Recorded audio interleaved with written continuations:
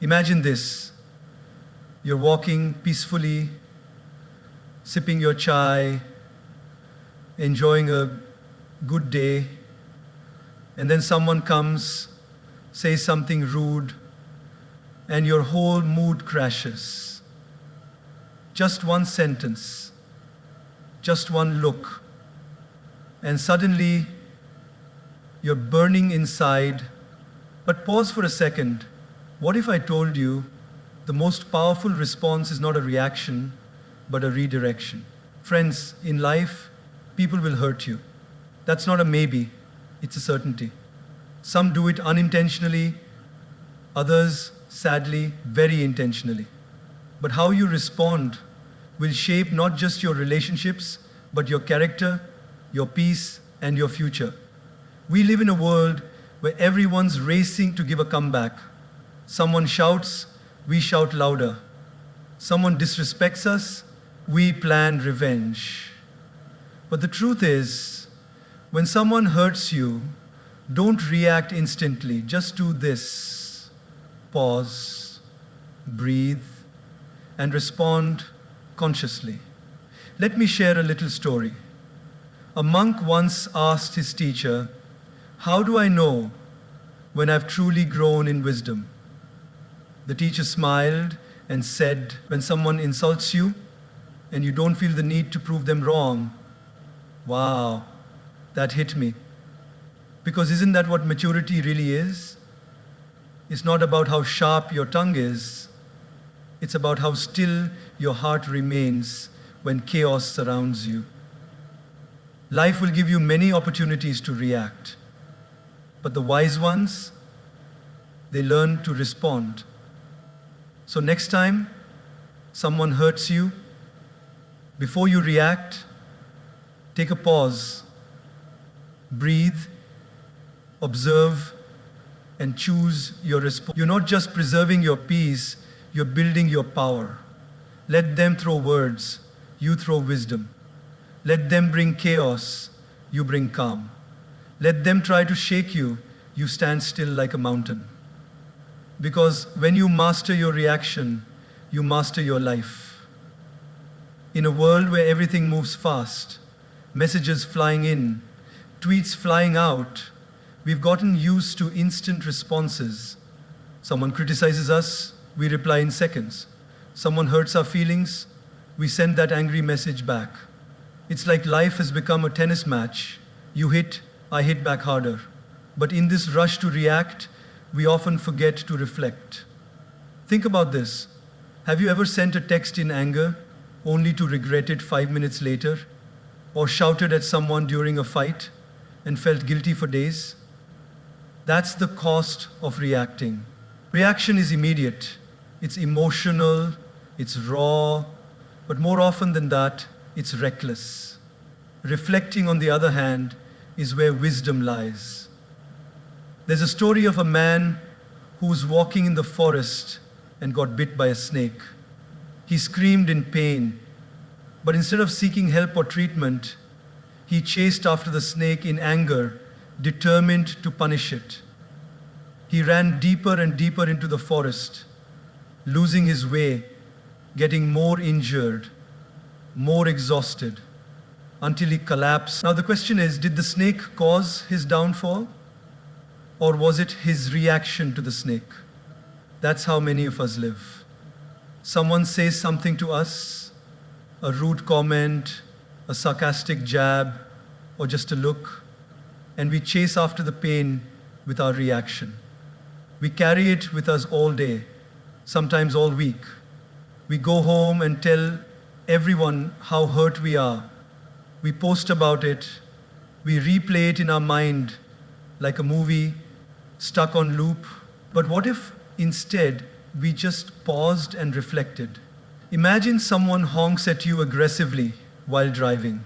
Now, one option is to scream back, speed up, and let road rage take over. But what does that lead to? Stress, anxiety, maybe even a dangerous accident. But another option is to smile softly, take a deep breath, and think, maybe they're having a bad day, maybe they're rushing to a hospital, Maybe they just lost their job. You don't know their story, but you know yours. And your story is too precious to be ruined by a moment of someone else's instability. Reflection gives you space to see beyond the moment.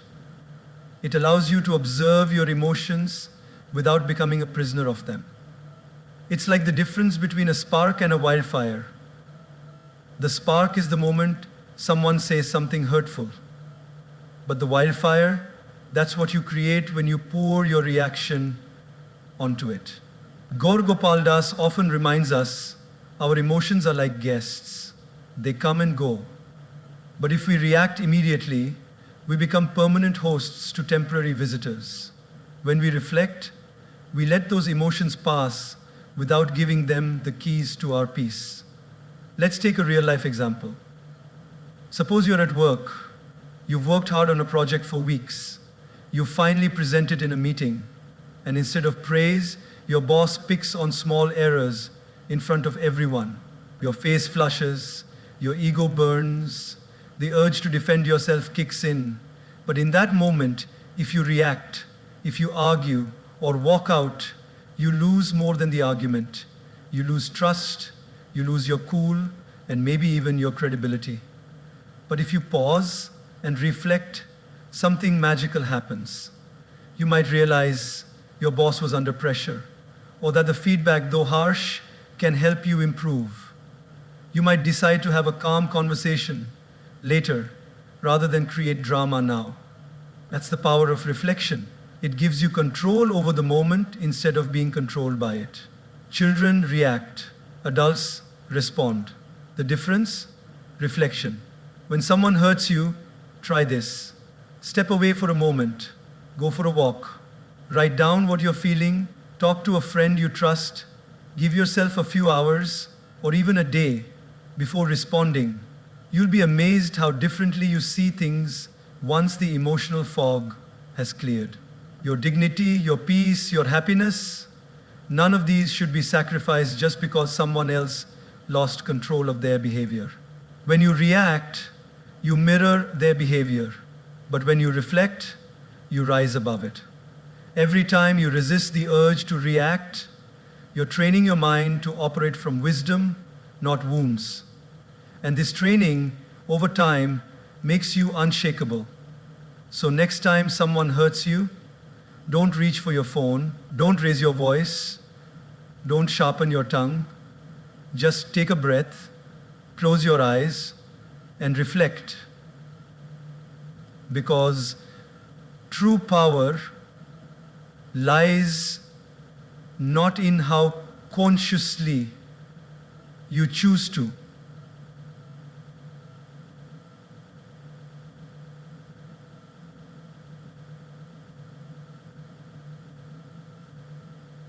Don't raise your voice. Don't sharpen your tongue. Just take a breath, close your eyes, and reflect. Because true power lies not in how quickly you react to everything, but in how you first take a deep breath. There is a simple wisdom in something we all do every second of our life: breathe.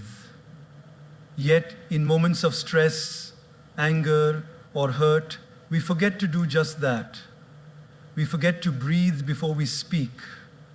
And because of that, we often say things we don't mean, act in ways we later regret, and damage relationships that matter to us. Think about this for a moment. How many times in life have you said something in the heat of the moment, only to wish you could take it back a few minutes later? Maybe you were tired, maybe someone pushed your buttons, or maybe you were just having a rough day. But the words came out sharp, impulsive, and raw. And just like that, they hurt someone you care about. That's the power of words, spoken without breathing, without thinking. Breathing before speaking is not just about inhaling air. It's about creating space between the trigger and the response. That one breath becomes the difference between reacting from emotion and responding with intention. There's a beautiful story often shared in spiritual circles. A man came to the Buddha, angry and frustrated. He insulted the Buddha with harsh words, trying to provoke a reaction. But the Buddha sat still, calm and silent. After some time, the man asked, "Why don't you respond?" The Buddha gently replied, "If someone offers you a gift and you do not accept it, to whom does the gift belong?" The man replied, "To the one who offered it." The Buddha smiled and said, "In the same way, I do not accept your anger. It remains with you." Now pause and reflect. How was the Buddha able to stay so calm? The answer lies in that silent gap, that pause, that breath, that moment of stillness gave him the clarity to not take on someone else's negativity. And we can do the same. Let's take an everyday example. Imagine you're in a team meeting. You share an idea you're proud of, something you've worked hard on, and a colleague dismisses it instantly, even ridicules it. You feel the sting of embarrassment, the flush of anger rising up your neck. Every cell in your body wants to snap back to prove them wrong. But instead, you take one deep breath, just one, in through your nose, out through your mouth. In that moment, your heart slows, your mind clears, and instead of reacting with anger, you respond with grace. Thank you for your feedback. Would love to hear more about your perspective. Just like that, you've transformed the energy in the room. You've led with wisdom, not ego. This one breath, this pause, becomes your superpower. You see, when we're emotionally charged, our brain operates from the amygdala, the fight or flight center. It's survival mode. That's why we lash out, shut down, or get defensive. But the moment we breathe consciously, we activate the prefrontal cortex, the rational part of the brain. Suddenly, we're not reacting from fear or anger, we're responding with thought and maturity. Gopal often says, if you can control your breath, you can control your life. And it's true. The breath is the bridge between your mind and your emotions. It's the invisible thread that ties your inner world to your outer actions. Let's take another example. Picture a parent who just got home after a long, exhausting day. The house is a mess, the kids are shouting, and one of them spills juice all over the floor. The parent is at the edge of snapping. But they stop. They close their eyes, take a deep breath, and count to 5. Suddenly, they see things differently. They see the laughter of their child, the innocence in the mistake, and instead of yelling, they kneel down, clean the mess, and turn it into a moment of connection. That breath saved the moment. That breath protected the relationship. So often, what we need is not more words, but more space between our words, more silence between our emotions, more breath between our impulses. When someone says something hurtful, before you reply, breathe. When life doesn't go your way, before you complain, breathe. That breath may seem small, even unnecessary, but in reality, it is everything. It gives you time to choose your tone. It gives you space to think. And most importantly, it gives you the power to stay in control of yourself. Words once spoken cannot be unsaid, but words delayed through breath can be transformed.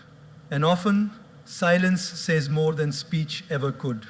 So let breathing become your daily practice. Before that meeting, take a breath. Before that tough conversation, take a breath. Before hitting send on that angry text, pause and breathe. You'll be amazed how much peace and power you find in just a few seconds of stillness. Because those who master their breath, master their emotions. And those who master their emotions master their lives. It's one of those statements that sounds simple, but holds a deep, transformative truth. Hurt people hurt people.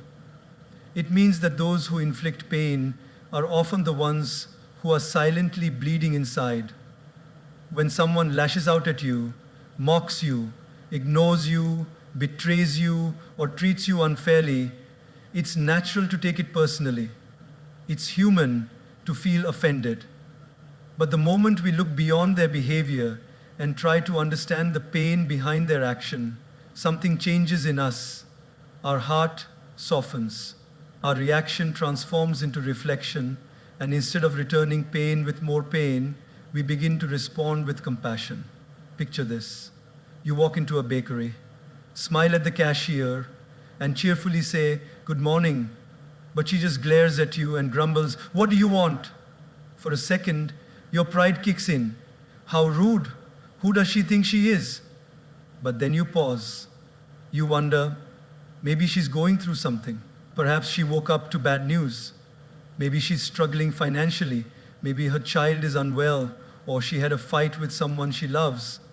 You don't know her story, but suddenly your story doesn't have to be affected by hers. So you smile and say, "Rough morning," and you see her eyes soften. That one moment of understanding changed the energy completely. This is what happens when we realize that people often project what they're going through. Many times we walk around wearing invisible wounds. A child who grows up unloved may become a teenager who bullies others in school. A man who has been betrayed may find it hard to trust. A woman who was constantly criticized might speak harshly, not out of strength, but fear. What seems like arrogance, rudeness, or coldness is often a mask for someone who has been hurt deeply and doesn't know how to deal with it. There's a touching story about a man who always seemed bitter. He was the kind who never smiled, never spoke kindly, and always found something to complain about. People avoided him. One day, a new neighbor moved in, a woman full of positivity and warmth. Instead of reacting to his bitterness, she began greeting him every day with kindness. She would say good morning, share small gifts like fruits or flowers, and always smiled no matter how grumpy he looked. Weeks passed. Slowly, the man started changing. One day, he finally said, "No one's ever been this kind to me without expecting anything. Thank you." Later, she discovered he had lost his wife and son in a tragic accident and had been living in silent grief ever since. His rudeness wasn't really about the world. It was about his own pain. Now, apply this to your own life.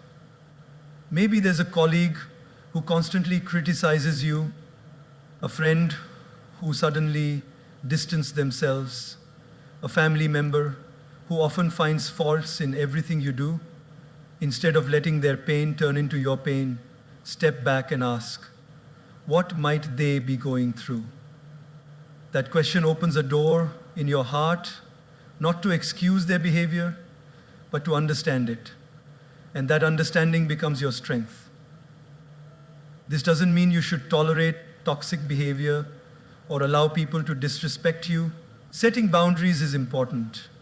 But when your heart carries compassion instead